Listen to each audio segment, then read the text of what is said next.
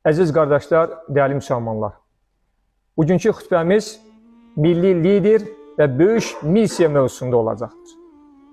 Ümumiyyətlə, Qur'an-ı Kərim hər bir insanı liderlik ruhuna sahib olmağa dəvət edir. Lakin bu o demək deyildir ki, hər bir kəs lider ola bilər. Çünki liderlik vəzifəsi bacarıq tələb edir. Elm, fərasət və bunun kimi bir çox mənəvi xüsusiyyətlərə sahib olan bir insan olmalıdır. Haqqı batildən ayıra bilən insanlar arasında heç bir ayrı seçkilik salmadan ədalətlə hökm edən bir insan olmalıdır. Bəzən bu üstün vəzifələrə sahib olmayan insanlar idarəçiliyə gəlsələr də, lakin müvəffəq ola bilmirlər, bəzən xalqları ümumiyyətlə fəlakətə sürükləyirlər.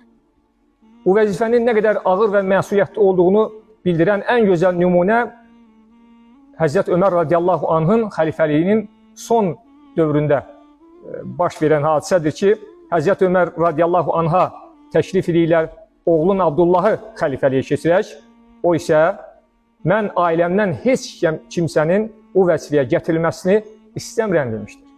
Əgər bu xeyirli bir işdirsə, biz bir ailədən biz payımızı aldıq. Əgər bu xeyirli deyilsə, bir ailədən bir qurban yetər demişdir. Peyğəmbərimiz sallallahu aleyhi və səlləm də müsəlmanları rəhbərsiz qalmamağa dəvət etmişdir hər zaman. Məsələn, hədislərin birində buyurur ki, 3 nəfər bir səhrada bir araya gələrlərsə, aralarından birini rəhbər olaraq təyin etməsələr, bu onlara halal olmaz. Demək ki, sayları az belə olsa, mütləq arada bir rəhbər olması lazımdır. Bir yol göstərən olması lazımdır. Həmçinin Allah Rasulü başqa bir hədisdə buyurur ki, hər biriniz çobansınız və hər biriniz sürünüzdən məsulsunuz. Allah Rasulü bu təmsili ifadə ilə, yəni hər kəsin bir idarəçi mövqeyində olmasını bizdən istəyir. Yəni bir ailə başçısı öz ailəsindən, övladlarından məsuldur. Bir idarəçi işçilərindən məsuldur. Bir rəhbər öz xalqından, millətindən məsuldur. Həmçinin Peyğəmbərimiz sallallahu aleyhi və səlləm başqa bir hədisdə ərşin kölgəsi altında kölgələnlərin başında ədalətli rəhbərlərin olduğunu bildirmişdir. Qur'an-ı Kərim də Həzrət Davud əleyhissalamın timsalında bizə bir liderin necə olmasının vəsiflərini bizə anladır. Yəni, Həzrət Davud əleyhissalam bir peyğəmbər idi, amma bu çətin vəzifəsinin öhdəsindən gələ bildiyi üçün Allah Teala onu eyni zamanda xəlifə edir.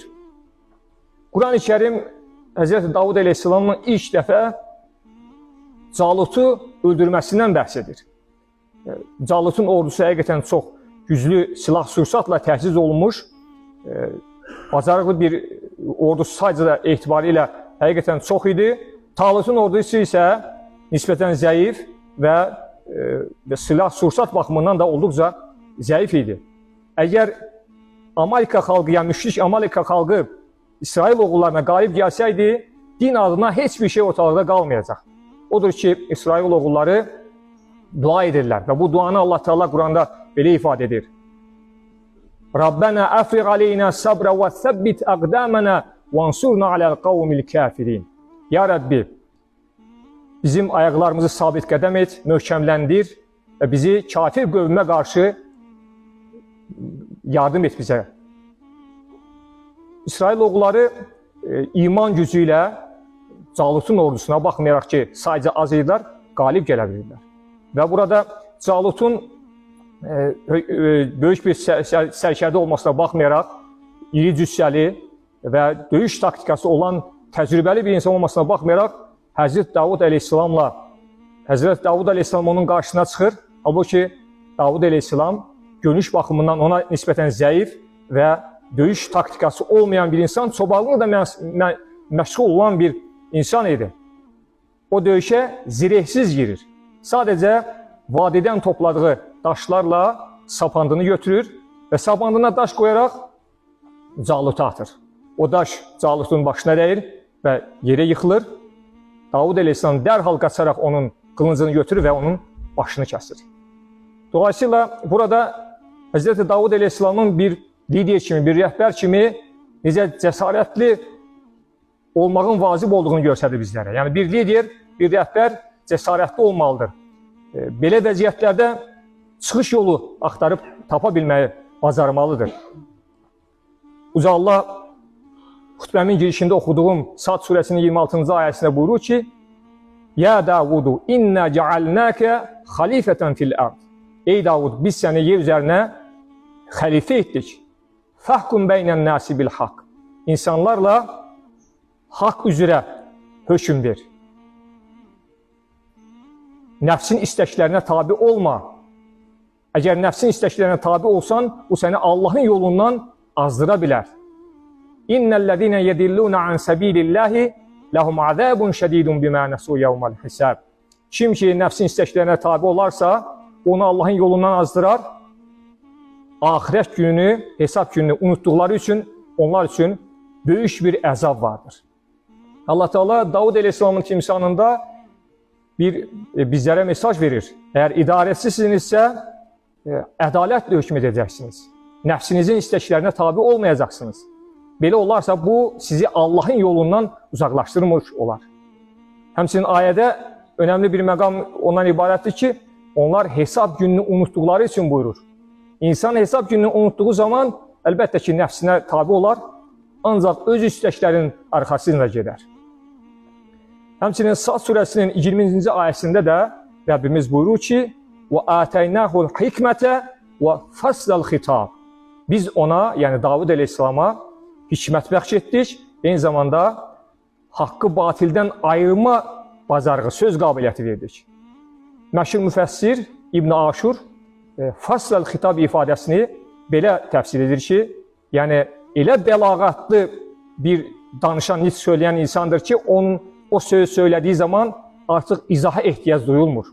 Yəni dolayısıyla bir rəhbər, bir lider dolayı ifadələrdən istifadə etməməlidir, açıq aydın danışmalıdır, hər kəs onun dediklərini anlaya bilməlidir. Quran-ı Kərim Davud Aleyhisselamın bir hakim kimi bir hökm verməsindən müxtəlif rəvayət hissələrdə bizə təqdim edir. Onlardan biri əkin sahibinin ona gəlib dərdini ərz etməsidir ki, qoyun sürüsü əkin sahəsini tələf edir. Əkin sahibi də Davud Aleyhisselama gəlir ki, qoyun sürüsünü cəzalandırsın və Davud Aleyhisselam da qoyun sürülərinin tələf olmuş əkin sahəsinə bərabər olduğunu düşünərək qoyun sürülərinin əkin sahibinə verilməsini hökmünü verir. Onlar oradan çıxdıqda Həzrət Süleyman Aleyhisselamla oğlu ilə görüşürlər. Məsələni onlara da çatdırırlar. Həzrət Süleyman Aleyhisselam isə məsələyə tamam fərqli yanaşır və dərhal Həzrət Davudun yanına gələrək deyir ki, mən belə düşünürəm ki, məsələ bu şəkildə həll olunmalıdır.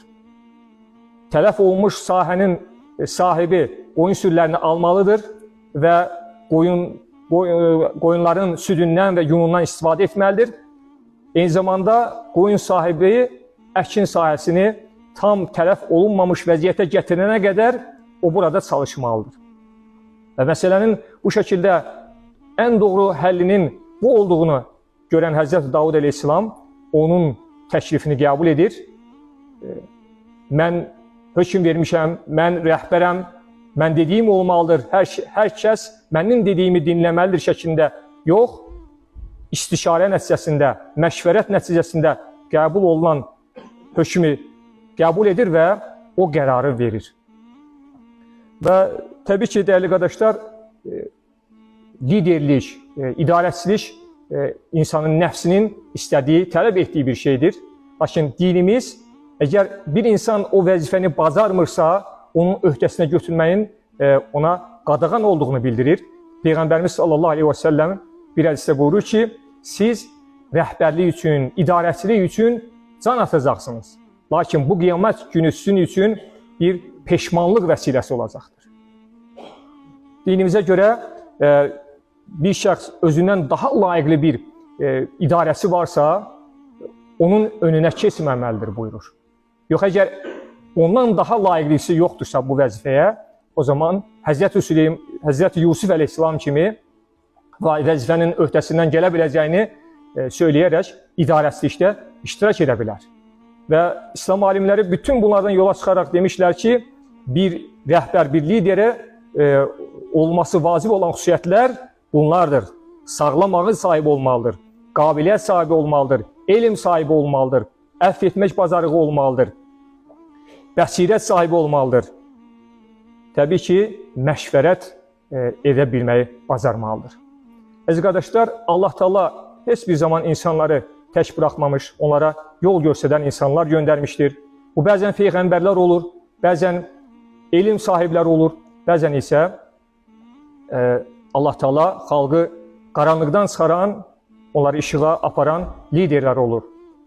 1993-cü ildə hakimiyyətə gələn ümummilli liderimiz Heydər Əliyev, onun hakimiyyətə gəlməsi ilə sadəcə olaraq siyasi, iqtisadi sahədə xalqımız uğur qazanmadı. Eyni zamanda dini sahədə də milli mənəvi dəyərlərimizin o fəlakətə uçuruma getməsinin də qarşısını aldı. 5 dekabr 1993-cü ildə Təzəpir məscidində çıxış edərək, Mövlud mərasimində çıxış edərək bunları qeyd etdi ki, hər bir Azərbaycan vətəndaşı dinini, adət-ənənəsini heç bir problem olmadan rahat bir şəkildə yaşaya biləcəkdir. Biz bunun bugün şahidi oluruq. Tikilən məscidlər, təmir olunan məscidlər bunu göstərir. Allah Teala bizlərə daim xalqını, millətini, vətənini düşünən rəhbərlər nəsib etsin. Amin.